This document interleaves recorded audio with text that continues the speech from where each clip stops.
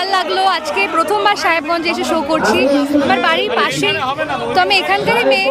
তো এত ভালোবাসা এবং এত এনার্জি সবার মধ্যে এবং এত সুন্দর অ্যারেঞ্জমেন্ট। আর সবার আগে আমি তো বলবো যে সাহেবগঞ্জ স্কুলের যে মাহল, যে মানে এটার পরিবেশ এত স্নিগ্ধ আর এত ইন্সপিরেশনাল, চারিদিকে মনীষীদের ছবি, ওদের কোটেশনস, আর এত সুন্দর করে ব্যবস্থাপনা করা হয়েছে সব কিছু, stage, mike, sound, everything, audience আর টিচাররা, শিক্ষক শিক্ষিকা, শিক্ষাকর্মীবৃন্দ, স্টুডেন্টস সবাই এত ওয়েলকামিং।